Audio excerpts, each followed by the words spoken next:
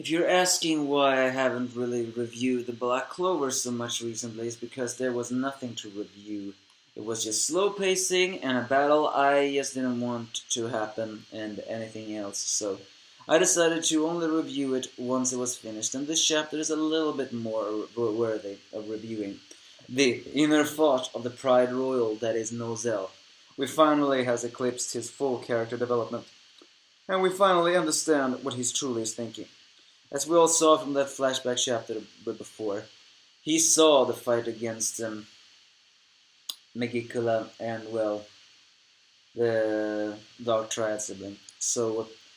But there was never really an explanation of why he didn't tell anybody. Apparently, those who speak Megicula's name will be cursed, but now it actually turns out it wasn't that easy. Asier was cursed by Megicula, and she slowly wasted away 1 year after she would die. But unfortunately, Nozel himself was also struck by a curse, and the curse was, if you tell anyone that Megicula was involved, you will die. Meaning that even if he did talk about Megicula, he would die. He could only talk about it in the glamour world, because the glamour world somehow is not the world of the living. So, and it will spread like a disease, therefore he couldn't tell anyone. So he kept this within himself as he slowly saw his mother waste away, all the while wondering to break the curse. But even so, his mother, in her dying moments, said that to get stronger is not easy, but she strongly believed that all of her children would one day become stronger than her. And so 1 year later, she passed on. And so Nozel created an intense drive to get stronger. But the bigger problem was, everyone began to blame Noel because, well, everyone assumed that Asier only became weaker because of a difficult childbirth. And of course, the other two siblings began to bully Noel, even though they did get stronger. But the reason why Nozel also became like this is because he wanted to push her away, because that was the only way to protect her, so to speak. Even though Noel asked to train in magic, he believed that he didn't want to lose the only one who looked like his mother more. And in the end, it turns out he actually did care for Noel, as we all know. So he hid that behind a jerk-ass facade that unfortunately created deep emotional scars in Noel. But he just couldn't say the truth, saying that you are a failure and you are not needed on the battlefield. And why did the mother die giving birth to someone like you? You killed our mother. After you ask me, that is extremely poor choice of words to say to someone, even though you couldn't say that it wasn't the truth. But I guess that was a loophole abused to say so the curse couldn't affect him.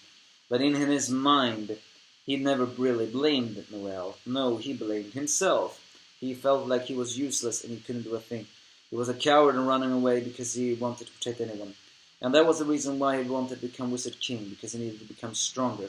So in a way, his odd drive to become Wizard King is very similar to Juno, to become the strongest there is, stronger than anyone else. And now that Megicula is here, along with everyone else, it has been for this moment. So he fights Megicula and tries to capture her, but unfortunately only managed to expose her heart, but not enough to destroy her. After all, only a certain amount of magic can hurt the Supreme Devil.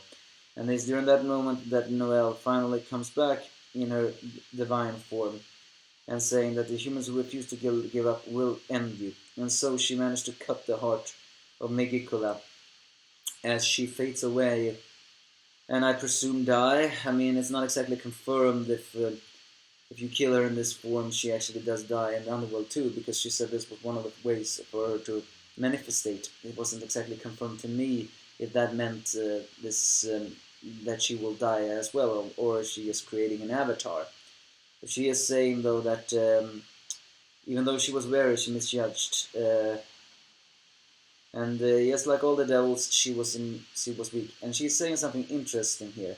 Well, not interesting, but she's saying like that a touching reunion. But I'm sorry, but we devils don't possess this sort of emotions. That is not exactly true. Liebeck possessed that emotions more than anyone else.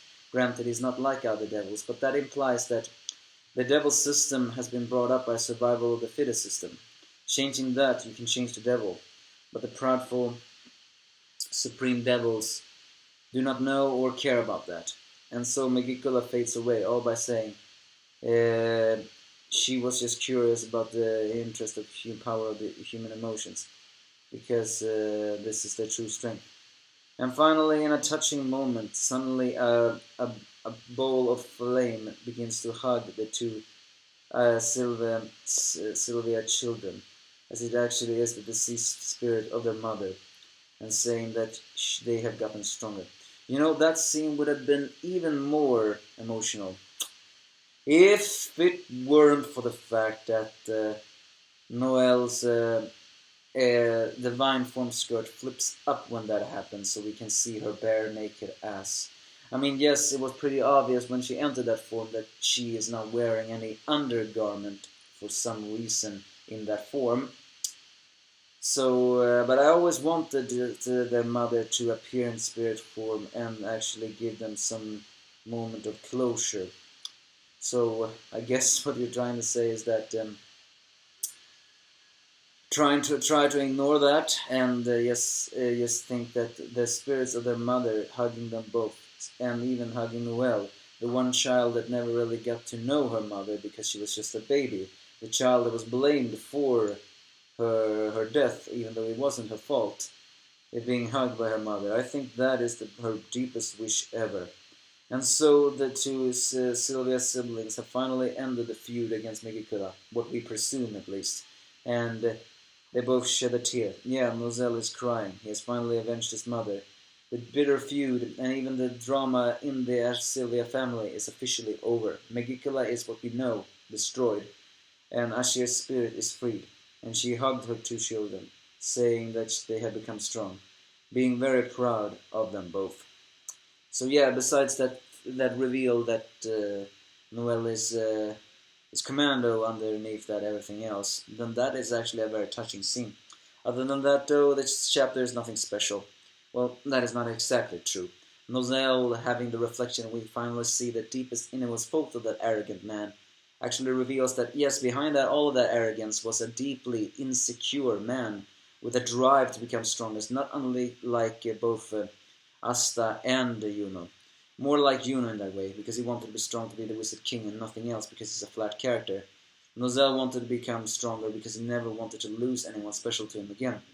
So I guess this is a way to show we thought we knew a character, but we never really knew a character until now.